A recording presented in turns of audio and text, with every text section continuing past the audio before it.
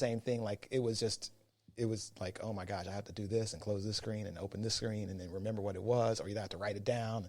I'm doing all these extra steps. Right. So that's what I was doing for that. As far as like the oversight and all that stuff like that, that's just part of the deal right now.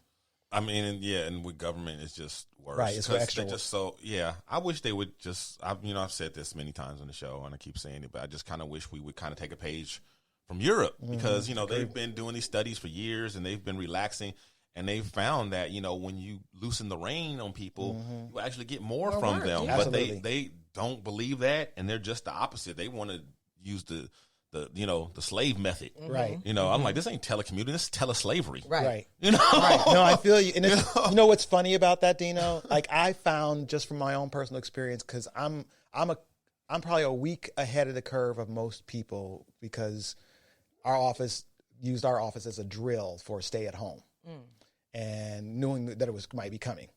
And so I was a week ahead. And so the first couple of days, I'm not gonna lie, not that productive. It was really hard to get into a mindset of not being in the office setting that I'm used to, in that environment I'm used to. Right. But as I got there and I realized, oh shit, I ain't got nothing to do. Right. So I'm like, I have to make myself focus so I don't go crazy. So I'm actually way more productive this week than I was last week. And I feel like I don't know if I'm in a plateau at some point in time, but I feel like each day I'm getting better as an employee as far as like taking care of business. And I'm thinking about stuff like months and weeks ahead of time now that I'm giving to my boss that I often didn't have time to do in the office, because I'm always in the office just running around like the Tasmanian devil, like going from one task to the next task. Bam, bam, bam, bam. Yeah, I'm sure you have more time when you're not like washing other people's dishes and, all the other little things that you would have to do in the office, like straighten up people's cups when they don't put them in the dishwasher right. So that leaves you more time to do actual work. Another thing that I'm concerned about is that in the future, once this is all over, and then, people try to telecommute, and push for it, they will use these numbers to support, oh, no, this is why we don't want to teleccommute, because look how,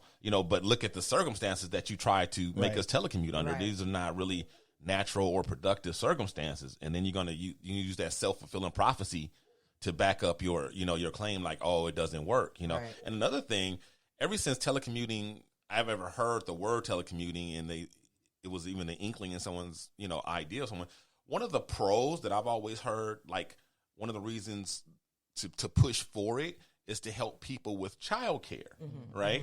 Well, my manager told us in the meeting is like, no, this is not childcare. This is not you can't telecommute and take care of your kids. That's some bullshit. You have to. Yeah, no, you have to have somebody. Un-American. You have to have somebody taking care of your kids, and you work just like you do That's some bullshit. First of all, LAUSD is not going back. Thank you. I know. These kids is not going back to school, and you're going to tell parents bullshit. Yeah. No. That's what I'm saying. It's crazy. No way at home. It's crazy stressful. No and then she's crazy. She's delusional. And then at the same time, my dad thinks he's got a second nurse. You know what I'm saying? Right. God. Does he got a bell? He got a bell? No, he don't have a bell, but he got a loud voice though. It rang through the house. Huh? Yeah, and like this is just like stressing me out, and it's crazy. But yeah, that's a whole nother thing. I got to get more hours from my dad, because the lady that he asked, she leaves at 1:00, and I'm not even supposed to be home until 5:36. And which is when my shift is supposed to start for dinner or whatever. But now I find if he doesn't eat before she leaves or whatever, or if he needs something before, then of course he's calling me or whatever. And it's like, well, Dad, I'm supposed to be working, So, ordinarily, I wouldn't be here. So do what you do when I'm not here. Well, but see, that's different. It was because before he went to the hospital, he was more right. Now he's less independent. So things are changing. Yeah. So I can't just say manage like you did before, because he can't. Yeah. And your job can expect you to be at home and not dealing with real life issues. That's what she's saying. That's unrealistic. So it's crazy. I don't like that. your boss is not supporting their people. Yeah. Like not seeing the people. Because I just had this conversation with a bunch of young black people last month for Black History Month. We had an event in our office, and they were asking me the questions that young people ask, like, why doesn't big business take care of inner city neighborhoods? And why they let this happen and why they let that happen and things like that. And I'm like, look, business don't care about you. Right. People care about you. And if you can get the people to care, the people that work at the business will do something about it. Yeah. Right. So I feel like I work for a office where the people within the office care about people. Yeah. So we go the extra mile to do that. To hear that our government agency, which is really there for the people, is not looking out for their people, that's really shameful. Yeah, it really is. Yeah, but I'm not. Yeah, I know what you mean. is. I know, I know. understand, Dino, and I get why, for political reasons, and at the end of the day, people just look at somebody's numbers. Right. But those numbers are people. yeah, Those numbers are people, and like I would want the best manager that you are in your department, so that you can serve the people under your jurisdiction that you are working for. right. Extra reports is not going to make you more productive. It's just not. Do you know what I mean? Like my boss wants me at my yeah, best. no, I hear you. Because when I'm at my best, I give the office the best. Right, and that's what my point about Europe seem to have figured that out. Yeah. You know, or maybe not all of it, but lot of places in Europe have definitely figured that out. You know, they've relaxed the amount of hours, they've relaxed the days of the week, they've relaxed, certain, being strict about they've put more into the environment at work. Because they, saying, who got that? Who picked up on this in America? The only people, the tech industry. Wow. The Google, Google, and those, not even all of them, but some of the Silicon Valley. Yes. They're known for that. They have taken that model and ran with it. Those dudes got ping pong tables for break time and all kind of. And who makes the most money? Right. Exactly. Childcare and cafeterias with good food. Yes. They have wonderful working conditions. Amazing. Lots of sunlight. And breaking in the door. Yeah, bring your snake to work. We don't care. Yeah. Right. You gonna be a better programmer? Right. Okay, Yes. fine. Okay, Yeah. Exactly. Welcome, Snake. But nobody else has taken up that model. approach. I that think approach. it's well, we'll see what happens after all this, because this.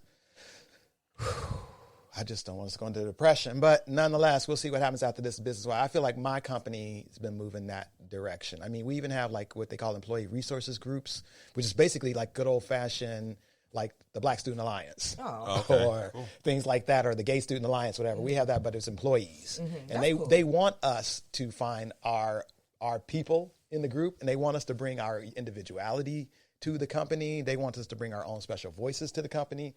And if supporting these other individual groups helps with that, there's even I think this thing is going to, there's going to be a parenting thing that's going to probably resource group that's going to come out of this, because a lot of people need, like Dino was talking about, their kids at home need extra help. Like, how do you deal? Like, I don't know anything. I'm not good at tech. Like my kid has to do these computer things with how do I do that? Well, parents are helping each other out.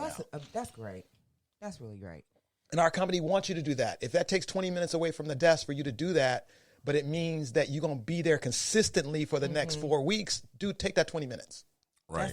That's just a great way to look at it. Even though I'm a housekeeper, I still go through like some companies to get clients. And I've been even reaching out to them like, hey, what are you guys doing to take precaution for us? Because you guys are sending us to these clients' house. I don't know if they got corona. They don't know if I have coronavirus. What are we going to do to mediate that? Can we make sure that they're not home if I have to go clean or something like that? I don't want to turn down my money, but we have to work something out. They never even responded to me. Fam, I almost didn't come today. Got sweating last night. And I thought, oh my God. What, you thought you were sick? You thought you had it? Yeah, well, it was just a mango habanero Wingstop wings.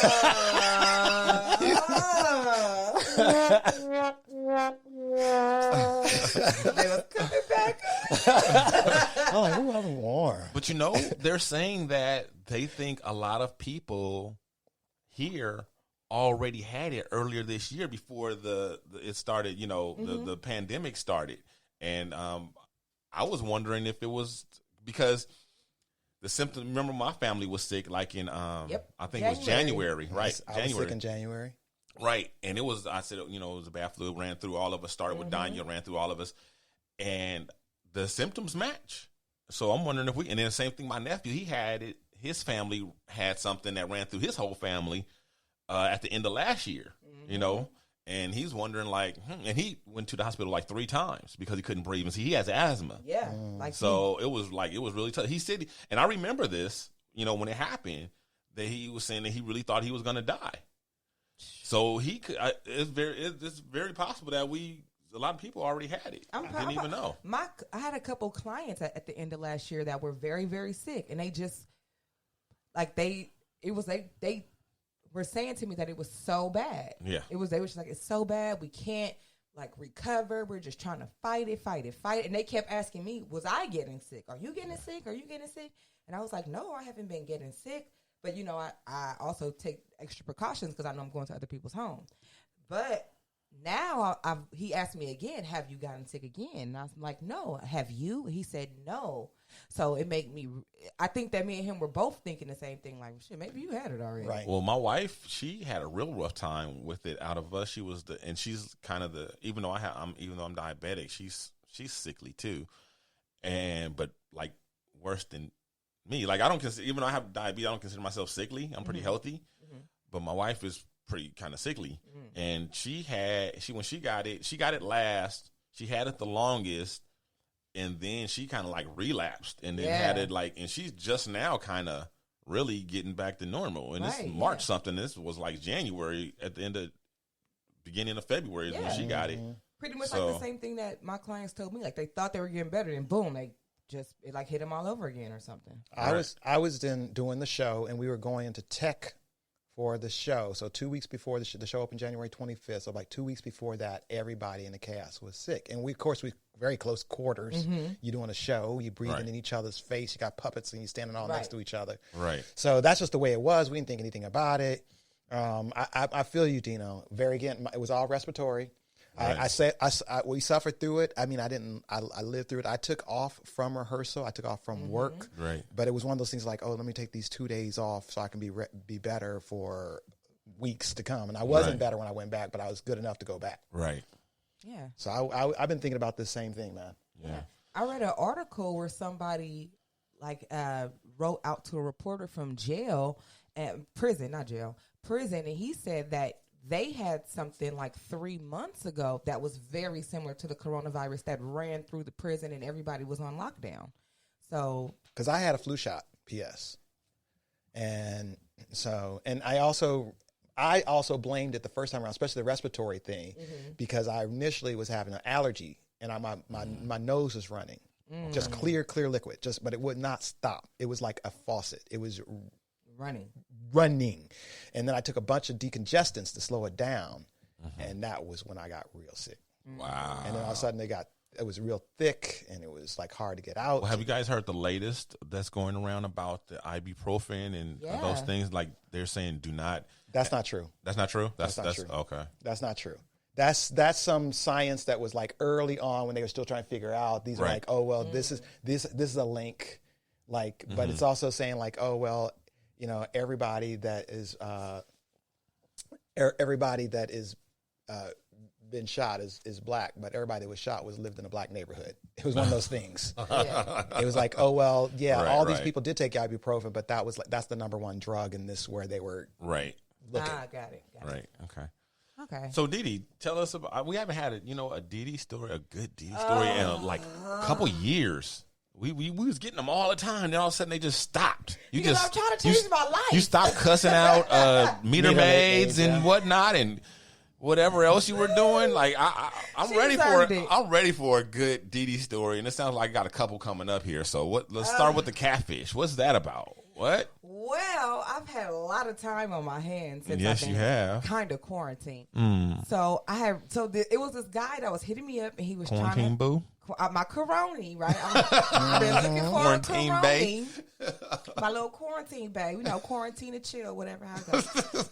Okay. And So I hit up this guy. I'm like, hey, are you ignoring me? I hit him up on the gram. Send me a DM. Are you ignoring me? So maybe like 10 minutes later, I got a text message that said, hey, hon, what's up?